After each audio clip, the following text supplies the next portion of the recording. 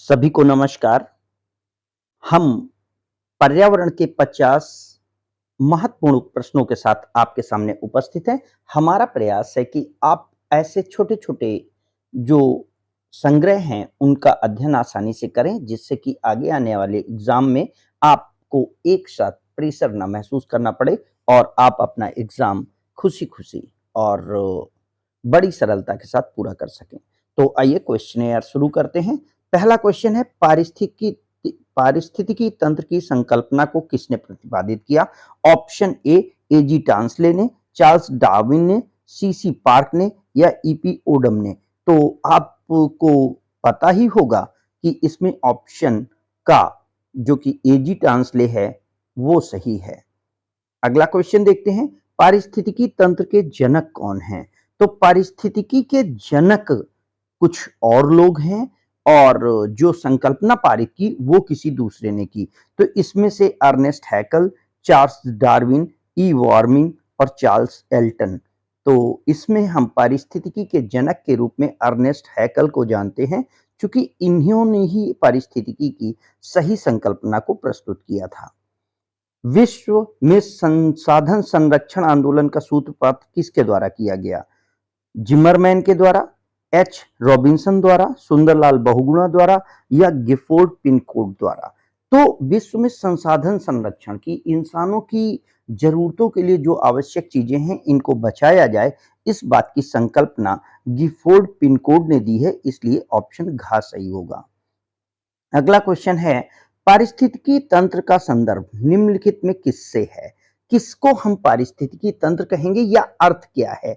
अजैविक पर्यावरण की वस्तुएं पारिस्थितिकी तंत्र कहलाती हैं या जैविक पर्यावरण की वस्तुएं पारिस्थितिकी तंत्र कहलाती हैं या पारिस्थितिकी विज्ञान का विषय है? इसका संबंध पर्यावरण की जैविक और अजैविक वस्तुओं से है। तो आप सभी जानते हैं कि ecosystem is a interdependence of biotic and abiotic component. भौतिक और जैविक वस्तुओं के आपस में अंतर संबंध से ही पारिस्थितिकी बनता है, इसलिए ऑप्शन घ इसका सही आंसर है। अम्ल वर्षा होती है, एसिड रेन कॉन्सेप्ट आप सब जानते हैं। एसिड रेन क्यों होती है? का बादल तक पहुंचकर ठंडे होने वाले अम्लवाष्प के कारण, वर्षा के जल और कार्बन डाइऑक्साइड प्रदूषकों के मध्य प्रतिक्रिया के कारण, बादल के जल और सल्फर डाइऑक्साइड प्रदूषकों के मध्य प्रतिक्रिया के फलस्वरूप या बिजली चमकने और बादल फटने के मध्य जल वाष्प और विद्युत आवेश के बीच प्रतिक्रिया के फलस्वरूप। तो आपको पता होगा, अगर आप इस कॉन्सेप्ट को जानते हैं, कि सल्फर डाइऑक्साइड जब अन्य प्रदूषकों के साथ क्रिया करता है तो वो सल्फ्यूरिक एसिड में कन्वर्ट हो जाता है। इस कारण ऑप्शन ग इसका सही आंसर है। मोटरों वाहनों से निकलने वाले निम्न में से कौन सी मुख्य प्रदूषक गैस है? तो वाहनों से जो गैस निकलती है वो कौन सी है? तो कार्बन डाइऑक्साइड है या कार्बन मोनोऑक्साइड है, मार्स गैस है या नाइट्रोजन ऑक्साइड है? इसमें ऑप्शन ख कार्बन मोनोऑक्साइड सही आंसर है। पारिस्थितिकी तंत्र के जैव संगठन में विशिष्ट स्थान को क्या कहते हैं? यानी जो पूरा इकोसिस्टम है उसमें किसी एक जीव या विशेष जाति की जो संरचना होती है, उसका जो स्थान है उसको क्या कहते हैं? उसको हम ट्रॉपिक लेवल कहते हैं, इयाकोम कहते हैं, पर्यावरण इन्वायरमेंट कहते हैं या नीचे कहते हैं। तो इसे हम इयाकोम कहते हैं, जो स्पेशल प्लेस किसी विशिष्ट जाति के लिए होती है। क्वेश्चन नंबर 8, कथनों को समपारिस्थितिकी, जिसको हम साइनिकोलॉजी कहते हैं, क्या सही है? यह पृथक जातियों के पर्यावरण के संबंधों का अध्ययन है, यह जैव समुदायों के जटिल पारस्परिक संबंधों का अध्ययन है, यह मूलतः प्रकृति के निवास की पारिस्थितिकी है, यह मुख्यतः ये सामाजिक पारिस्थितिकी है। तो आप ये समझ लें कि यहाँ पर ये जो चीज लिखी है समपारिस्थितिकी, ये साइनिकोलॉजी के नाम से जानी जाती है, जिसमें हम जैव समुदायों के पारस्परिक अंतर संबंध को अध्ययन करते हैं, इसलिए ऑप्शन ख इसका सही आंसर होगा। अगला क्वेश्चन है कि निम्नलिखित कथनों में से कौन समपारिस्थितिकी तंत्र के लिए सही है? इस क्वेश्चन को हम पीछे कंप्लीट कर चुके हैं, ये इसलिए मैं क्लिक करता हूं। अब निम्न में से कौन सा एक खाद्य श्रृंखला नहीं है? तो खाद्य श्रृंखला क्या है? पहले इस बात को समझ लेते हैं। खाद्य श्रृंखला का मतलब है जब कभी भी कोई एक जीव किसी चीज का भोजन करता है तो उसको कुछ पावर मिलती है। फिर दूसरा कोई जीव उस जीव का भोजन कर लेता है और फिर तीसरा जीव उस जीव का भोजन कर लेता है। तो इस तरीके से खाद्य श्रृंखला बनती है। जैसे कि एक घास है, घास के तिनके को टिड्डा खाता है, टिड्डे को सांप खाता है, या मेंढक खाता है, मेंढक को सांप खाता है, सांप को मोर खाता है, मोर को फिर आदमी खा लेता है। इस तरीके से पारिस्थितिकी तंत्र में ऊर्जा का लेवल बदलता रहता है। तो इसमें से ऐसा सीरीज किस खाद्य श्रृंखला में नहीं है? घास बकरी मानव, यानी घास को बकरी खाती है और उसको फिर मानव खा लेता है। घास खरगोश लोमड़ी, ये भी सही है। सर्प मोर मानव, ये भी सही है। सर्प घास हिरन नहीं सही है, क्योंकि सांप को घास नहीं खाती, यानी ये आपस में सीरीज नहीं बन रही है, इसलिए ऑप्शन घा इसका सही आंसर होगा। राष्ट्रीय वन नीति के क्या उद्देश्य थे? नीचे दिए गए कूट को देखें, यानी जो हमारी नेशनल फॉरेस्ट पॉलिसी थी उसके अकॉर्डिंग क्या चीजें थी? तो पारिस्थितिकी संतुलन को सुनिश्चित करना, सामाजिक वानिकी को प्रोत्साहन देना, देश की कुल भूमि के 1/3 हिस्से पर वनाच्छादित करना, या वन प्रबंधन में जन सामुदायिक सहभागिता को प्रोत्साहित करना। तो आपको बताना है कि इनमें से कौन से कथन सही हैं सामाजिक और वानिकी के जो राष्ट्रीय वन नीति है उसके अनुसार उद्देश्यों को देखते हुए। तो यहाँ पर ऊपर के 3 क्वेश्चन जो बिंदु हैं वो सही हैं, इसलिए ऑप्शन घ जो इसका ऑप्शन है 1, 2, 3 वो इसका राइट आंसर होगा। अब यहाँ पर एक पोषण स्तर से दूसरे पोषण स्तर पर ऊर्जा के स्थानांतरण में प्रतिशतता को क्या कहते हैं? यानी जब कभी भी हमारे उसमें ऊर्जा संरक्षण का सिद्धांत जो चलता है, स्थानांतरण का सिद्धांत कहता है, तो उसमें यह है कि एक स्तर से जब दूसरे स्तर पर ऊर्जा जाएगी तो वो कुछ परसेंटेज में घट जाएगी। तो इसको हम कहते क्या हैं? तो इसे हम पारिस्थितिकी उत्पादकता के नाम से जानते हैं, इसलिए ऑप्शन घ सही होगा। जलीय पर्यावरण में डीडीटी सांद्रण के आकलन के अनुसार आहार श्रृंखला में प्रदूषण का स्तर निम्नांकित रूप से बढ़ता है। किस चीज में? अगर डीडीटी क्या था? एक केमिकल था जो कि डेवलपमेंट के लिए कीटनाशक के रूप में यूज किया जाता था, अब इसे बैन कर दिया गया है। अगर ये पानी में घुल जाएगा तो किसको पहले बढ़ाएगा? सबसे पहले तो पानी में जो वनस्पति होगी वो बढ़ेगी, फिर वनस्पति को खाने वाले जीव बढ़ेंगे, फिर उन जीवों को खाने वाले जीव बढ़ेंगे, फिर उनको खाने वाले जीव बढ़ेंगे। तो इस तरीके से अगर आप देखें तो ऑप्शन ख जल पादप, घोंघा, मछली और पक्षी सही आता है, इसलिए ऑप्शन ख सही होगा। नेक्स्ट क्वेश्चन है, निम्न में से किसके कारण यह संभावना भविष्य में बनी है कि भोजन में मांस के आधार पर अनाज और सब्जियों का प्रयोग किया जाएगा? क्या रीजन बनेगा कि लोग शाकाहारी हो जाएंगे? मांस के स्वास्थ्य के प्रति हानिकारक है, यानी ये लोगों को फैटल है इसलिए नहीं ऐसा होगा। मांस की कीमतें बढ़ रही हैं, महंगा हो रहा है इसलिए ऐसा होगा। मांस उत्पादन से अनाज की तुलना में कम जनसंख्या का भरण पोषण होता है, यानी अनाज ज्यादा जनसंख्या का भरण पोषण करता है, मांस उतने लोग जनसंख्या का भरण पोषण नहीं करता। इस कारण शायद भविष्य में लोग मांस छोड़ करके अनाज की ओर आ जाएंगे, इसलिए ऑप्शन ग सही है। नेक्स्ट क्वेश्चन है, वायुमंडल में सबसे अधिक पाई जाने वाली गैस कौन सी है? ऑक्सीजन, नाइट्रोजन, कार्बन डाइऑक्साइड या ओजोन? तो आप सभी जानते हैं नाइट्रोजन सबसे ज्यादा पाई जाती है, जो लगभग अप्रॉक्स 78.9% होती है, तो इसलिए नाइट्रोजन का ऑप्शन सही होगा। अगला क्वेश्चन, निम्न में से कौन सा पारितंत्र का घटक नहीं है? पारितंत्र हमारे चारों ओर जो चीजें चलती हैं उनमें से मैंने पहले ही बताया कि कुछ उत्पादक हैं, कुछ उपभोक्ता हैं, कुछ विघटक हैं। तो कौन सी चीजें हैं? तो यहां पर याद रखेंगे, उत्पादक हैं, अपघटक हैं, उपभोक्ता हैं, विभेदक जो हैं ये एक नया शब्द है, इसलिए ऑप्शन ग इसका सही आंसर होगा। हवा, मिट्टी, जल और शैल द्वारा निर्मित जैव मंडल की औसत मोटाई क्या है? जैव मंडल क्या है इस बात को आप समझ लें। जैव मंडल हम जमीन यानी धरती, हवा, पानी के उस भाग को कहते हैं जहां पर जीव की स्थितियां पाई जाती हैं। तो यहां पर पूछा गया है कि हवा, जल और शैल द्वारा निर्मित, जैव मंडल की औसत मोटाई क्या है। तो अगर इस औसत मोटाई को आप देखने की कोशिश करेंगे तो आप पाएंगे कि हवा में, पानी में और मिट्टी में 3 किलोमीटर तक जीव की उपस्थिति है, इसलिए गा ऑप्शन सही होगा। नेक्स्ट है, वायुमंडल में कई गैसों का मिश्रण मिलता है और ये जो कई प्रकार की गैसें वायुमंडल में पाई जाती हैं, इसके में पृथ्वी के समीप मुख्यतः कौन सी गैस पाई जाती है। तो पृथ्वी के उसमें यानी हमारा जो एटमॉस्फेयर है, जो हमारा वायुमंडल है, वायुमंडल में पृथ्वी से जुड़े हुए एरिया में सबसे पहले क्या पाया जाता है। तो आपको जैसा कि पता ही है कि अगर हम वायुमंडल की संरचना को ध्यान दें तो सबसे ज्यादा नाइट्रोजन है, उसके बाद हमारे पास ऑक्सीजन है, इसीलिए ऑप्शन के का यानी नाइट्रोजन और ऑक्सीजन सबसे ज्यादा पाया जाता है, इसलिए ऑप्शन का सही होगा। अगला है, मानव द्वारा निर्मित उपग्रह कहाँ स्थित होते हैं, मध्यमंडल में, संताप मंडल में, क्षोभ मंडल में या वायुमंडल में। ये चूंकि हमारी सूचना संचार प्रणाली को सपोर्ट करते हैं, इन्हें हम वायुमंडल में स्थापित करते हैं, ऑप्शन घ सही होगा। विश्व पर्यावरण दिवस कब मनाया जाता है, सबको पता है, सभी जानते हैं कि 5 जून को विश्व पर्यावरण दिवस मनाया जाता है, इसलिए ऑप्शन घ सही होगा।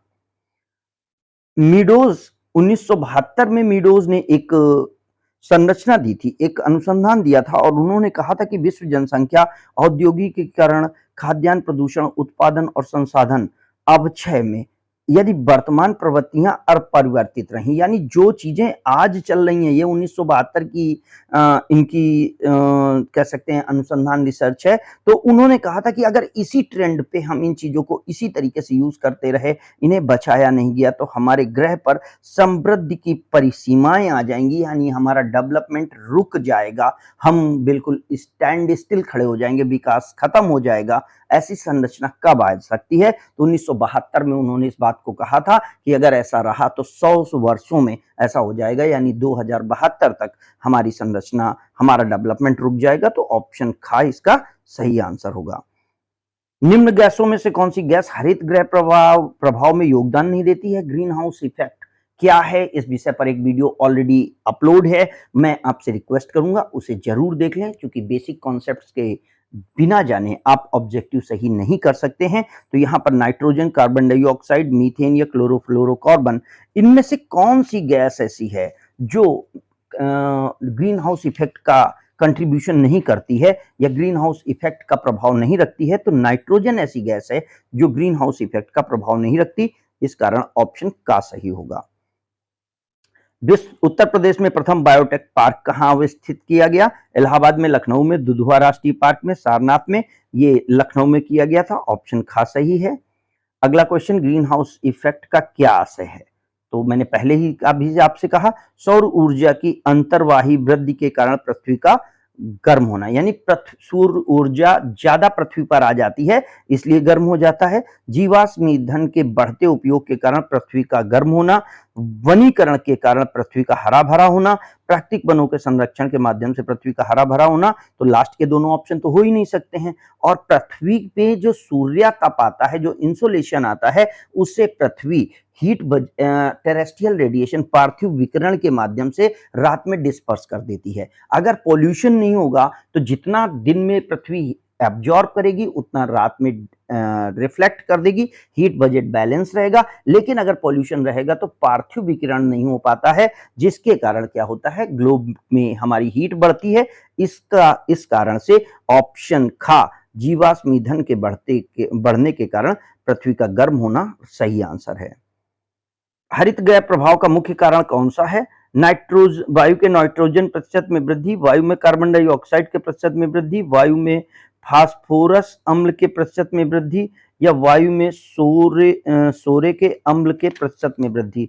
तो आप बताइए कि कौन सी चीज है जिसके कारण आपका जो हरित गृह प्रभाव है ये बढ़ता जा रहा है, यानी इसमें बढ़ोतरी हुई है, किस कारण से ऐसा हो रहा है। तो क्या रीजन हो सकता है, कोई बताए, इसमें कौन सी चीजें हैं। तो वायुमंडल में जो कार्बन डाइऑक्साइड के प्रतिशत में वृद्धि है, यानी जो वायुमंडल में नाइट्रोजन ऑक्सीजन का कंपोजिशन है उसमें ऑक्साइड की मात्रा बढ़ती जा रही है, इस कारण हमारा टेम्परेचर बढ़ रहा है। तो ऑप्शन खा सही आंसर होगा। तेजाबी वर्षा के लिए निम्नलिखित में कौन सा प्रदूषण उत्तरदायी माना जाता है? मैंने पहले ही बताया वर्षा है, चूंकि ये वायुमंडल से होगी, इसलिए ऑप्शन खा सही होगा। ताजमहल के पीले पड़ने और क्षरण का मुख्य कारण क्या है? सल्फ्यूरिक एसिड का बारिश के रूप में बरसना, यानी अम्लीय वर्षा, एसिड रेन इसका आंसर है, इसलिए ऑप्शन का सही होगा। निम्नलिखित में कौन सा वर्षा के पानी में घुलने से वर्षा का पानी अम्लीय वर्षा हो जाता है? तो क्या बारिश में मिल जाता है? फिर क्वेश्चन एसिड रेन से ही है, सल्फर डाइऑक्साइड के मिलने के कारण ऐसा होता है, इसलिए ऑप्शन खा सही होगा।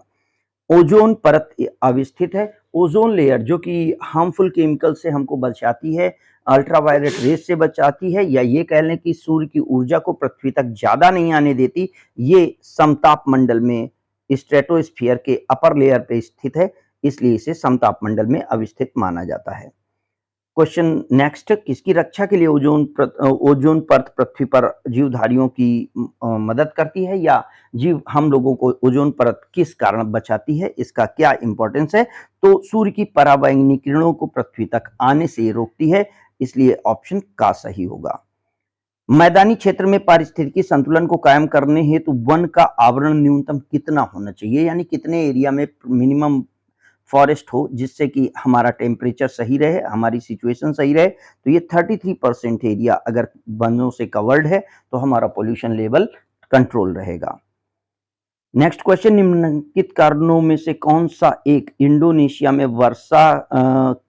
वर्षा वनों के हाल में ह्रास का कारण बना है? यानी वर्तमान में जो इंडोनेशिया के फॉरेस्ट डिसॉल्व हुए हैं, उसमें से क्या चीजें रही हैं? तो दलदली क्षेत्रों में पीट, दलदलों में वन अग्नि, यानी फॉरेस्ट फायर के होने के कारण ऐसा हुआ है, इसलिए ऑप्शन ग सही है। यदि विश्व में सभी पौधे समाप्त हो जाएं तो किस वस्तु की कमी के कारण सभी जानवर समाप्त हो जाएंगे? पौधे यानी जंगल हुए। जंगल का कंट्रीब्यूशन जो हमारी दुनिया में सबसे ज्यादा है वो ऑक्सीजन सप्लाई के लिए है, तो वायुमंडल में ऑक्सीजन की कमी हो जाएगी, और आपको पता है सभी जीवधारी ऑक्सीजन इनटेक करते हैं, रिजल्ट ये होगा कि सभी समाप्त हो जाएंगे, इसलिए ऑप्शन ग ऑक्सीजन की कमी के कारण ऐसा होगा, सही होगा। नीम के वृक्ष के रूप में औद्योगिकी महत्व क्या है, यानी नीम के वृक्ष को औद्योगिकी में किसके काम के लिए प्रयोग किया जाता है? तो नीम के वृक्ष का अगर आप महत्व देखेंगे तो ये जैव उर्वरक है, बायो मतलब एंटीसेप्टिक है, कीटनाशी है, और प्रजनन रोधी यौगिक के स्रोत में रूप में आता है, यानी ये लोगों को कैपेबल बनाता है कि वो संतानोत्पत्ति के उसमें जा सकें, सक्षम हो सकें, इसलिए ऑप्शन ग इसका सही आंसर होगा। सामाजिक वानिकी का क्या उद्देश्य होता है? सोशल फॉरेस्ट्री इसे कहते हैं।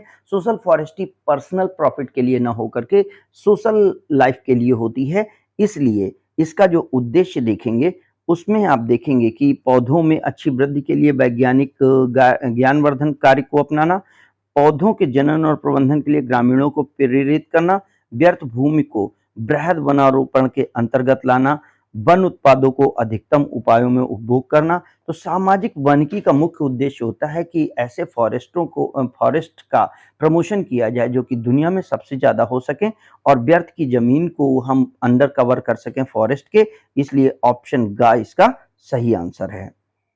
पीलिया और हैजा रोग निम्नलिखित में किसके कारण होते हैं? तो पीलिया और हैजा दोनों के दोनों जो हैं ये बैक्टीरियल इन्फेक्शन से होते हैं।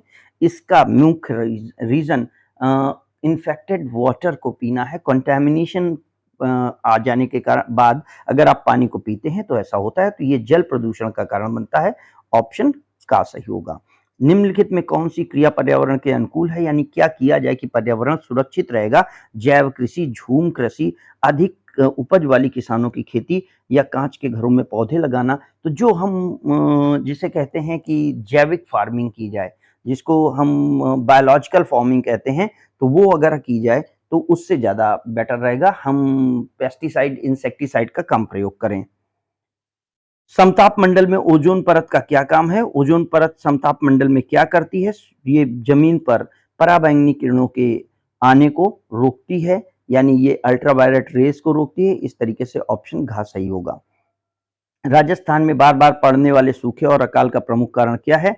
तो आप सभी जानते हैं कि वनों का आक्रमण, जल का अविवेकीपूर्ण उपयोग, अनियमित वर्षा या भूमि का कटाव। तो राजस्थान हमारा अरावली के पश्चिमी क्षेत्र पे पड़ता है और भारत में संपूर्ण वर्षा के लिए उत्तरदायी जो दक्षिण पश्चिम मानसून है वो अरावली के को क्रॉस करके सीधा निकल जाता है, चूंकि अरावली उसे रोक नहीं पाता अपनी कम ऊंचाई के कारण। इसलिए राजस्थान में अनियमित वर्षा के कारण सूखा और अकाल रहता है। ऑप्शन ग सही होगा। अगला क्वेश्चन, सरदार सरोवर परियोजना से लाभान्वित होने वाले राज्य कौन से हैं? तो गुजरात, महाराष्ट्र, मध्य प्रदेश, राजस्थान ये क्षेत्र हैं जो सरदार सरोवर बांध से लाभान्वित होते हैं। सरदार सरोवर बांध नर्मदा नदी के तट पर नर्मदा नदी पर बनाया गया है, तो ऑप्शन का इसका सही होगा। अगला क्वेश्चन, निम्नलिखित में कौन सा ऊर्जा का संसाधन अविवेकीपूर्ण उपयोग के कारण पर्यावरण प्रदूषण के लिए प्रमुख रूप से उत्तरदायी है? तो किसको हम अनजुडिशियसली यूज कर रहे हैं, किसको हम विदाउट ये सोचे यूज कर रहे हैं कि ये कल हमारा क्या प्रभाव लाएगा? तो वो चीज है जीवाश्म ईंधन, जिसे कि हम खनिज तेल कहते हैं। इसमें आपका लिक्विफाइड पेट्रोल आता है, यानी ऑयल, गैस और नेचुरल रिसोर्सेस के रूप में, कोयले के रूप में ये रहता है। तो तीनों फॉर्म को हम यूज कर रहे हैं और इसे हम कह सकते हैं रेकलेस, लापरवाही के साथ यूज कर रहे हैं, जिसके कारण हमारा पर्यावरण प्रदूषण बढ़ रहा है। अगला क्वेश्चन है, निम्नलिखित में कौन सा ईंधन न्यूनतम पर्यावरणीय प्रदूषण उत्पन्न करता है? यानी किसको हम यूज करें तो मिनिमम पोल्यूशन होगा? तो इसमें डीजल, कोयला, हाइड्रोजन और केरोसिन। डीजल, कोयला और केरोसिन तीनों के तीनों खनिज तेल के अवयव हैं, घटक हैं। इस कारण हाइड्रोजन का प्रयोग मिनिमम पोल्यूशन क्रिएट करता है। निम्नलिखित में कौन सी धातु नगर की वायु को, जहां पर बहुत अधिक मोटर कारें आदि हों, प्रदूषित करती हैं? यानी कौन सी चीज वायुमंडल में ज्यादा पाई जाएगी अगर ट्रांसपोर्ट सिस्टम ज्यादा है? तो कैडमियम, क्रोमियम, सीसा या तांबा। तो लेड जो है, जो पेट्रोल में मिला होता है, इसको ज्यादा प्रयोग करने, वाहनों का ज्यादा प्रयोग होने से पर्यावरण में लेड की मात्रा बढ़ जाएगी। इस कारण ऑप्शन ग सीसा सही होगा। कलकत्ता शहर में वायु प्रदूषण के लिए सर्वाधिक योगदान किसका है? आप सभी जानते हैं कलकत्ता शहर लेदर फैक्ट्रीज के रूप में, टैनरियों के रूप में जाना जाता है। तो यहाँ पर चमड़े के कारखाने बहुत ज्यादा हैं, जिसके कारण यहाँ का पोल्यूशन बढ़ा हुआ है। हुगली नदी के प्रदूषित होने का मुख्य रीजन यही था। तो चमड़े के कारखानों का ज्यादा होना, यानी ऑप्शन घ कलकत्ता के वायु प्रदूषण के लिए इंपॉर्टेंट पॉइंट है, कारण है। नेक्स्ट, तेल शोधक कारखानों में कौन सी गैस बनती है? तो तेल शोधक कारखानों में कौन सी गैस रिलीज होती है? इस बात को जानने के लिए आप बता सकते हैं क्या कौन सी चीज इसमें आती है? तो ऑप्शन के रूप में अगर आप देखें carbon dioxide, sulphur dioxide, nitrous oxide या कार्बन मोनोऑक्साइड, तो सल्फर डाइऑक्साइड हमारे तेल शोधक कारखानों से रिलीज होती है, इसलिए ऑप्शन ख सही होगा। वायु को शुद्ध करने के लिए निम्नलिखित में क्या उपयुक्त है? यानी जो वायु मैंने बोला, सॉरी, ये जल को शुद्ध करने के लिए हम किस चीज का प्रयोग करते हैं? तो chlorine, ammonia, hydrogen, sulphur dioxide. तो ये जो हाइड्रोजन है, अमोनिया है और सल्फर डाइऑक्साइड है, इनका प्रयोग जल में नहीं होता। क्लोरीन को हम पानी में डाल करके जल को शुद्ध करते हैं। अगला है, फेफड़ों की बीमारी के लिए कौन सा प्रदूषण उत्तरदायी है? आप जानते हैं फेफड़े हमारे हवा का श्वसन तंत्र का भाग हैं। तो श्वसन तंत्र में वायु का इंटेक होता है, इस कारण जो वायु प्रदूषण है वो हमारे फेफड़ों की बीमारी के लिए जिम्मेदार है। ऑप्शन ग सही होगा। जल प्रदूषण का प्रमुख प्रभाव निम्नलिखित में कौन सा है? अगर जल प्रदूषण होता है तो क्या होगा? वर्षा की कमी है, जल में खारेपन की अधिकता हो जाएगी, जलीय जीवन के लिए ऑक्सीजन की कमी हो जाएगी या जल चक्र बाधित हो जाएगा। यानी अगर जल प्रदूषण, वाटर पोल्यूशन होता है तो सबसे ज्यादा इफेक्ट किस पर आएगा? तो बिल्कुल क्लियर है कि पानी में जो ऑक्सीजन की मात्रा है, बीओडी, बायोलॉजिकल ऑक्सीजन डिमांड जो है वो घट जाएगी, क्योंकि वहां पर पोल्यूशन बढ़ जाएगा। तो जो ये इसका जलीय जीवन के लिए ऑक्सीजन की कमी हो जाएगी। सही आंसर होगा ऑप्शन ग। जल के प्रदूषण को मापने के लिए कौन सा परीक्षण किया जाता है? यानी किस टेस्ट से हम पता करते हैं कि पानी कितना पोल्यूटेड है? तो बायोकेमिकल ऑक्सीजन डिमांड को अगर हम देखते हैं तो इसके माध्यम से हमें पता चलता है कि पानी में कंटामिनेशन की क्या मात्रा है या पानी कितना प्रदूषित है। तो ऑप्शन का बायोकेमिकल ऑक्सीजन डिमांड इसका सही। अंतिम क्वेश्चन, चिपको आंदोलन निम्नलिखित में से कौन सा व्यक्ति संबंधित है? यानी चिपको आंदोलन के लिए कौन सा व्यक्ति संबंधित है? किसके माध्यम से चिपको आंदोलन चलाया गया? तो ये बाबा आमटे, सुंदरलाल बहुगुणा, एच.एन. बहुगुणा या जयप्रकाश नारायण। तो आप सभी जानते हैं चिपको आंदोलन वृक्ष बचाने के लिए चलाया गया था और ये सुंदरलाल बहुगुणा जी के द्वारा चलाया गया था, इसलिए ऑप्शन ख इसका सही आंसर होगा। तो यहाँ पर हमारी पूरी सीरीज कंप्लीट होती है। पर्यावरण की अगली सीरीज हम बहुत जल्द लेकर आपके सामने आएंगे। तब तक आप इस वीडियो को देखें और इसके कंटेंट को अपन कंठस्थ करने की कोशिश करें, अपने दोस्तों तक शेयर करें और हमारे साथ बने रहें। आपका थैंक यू।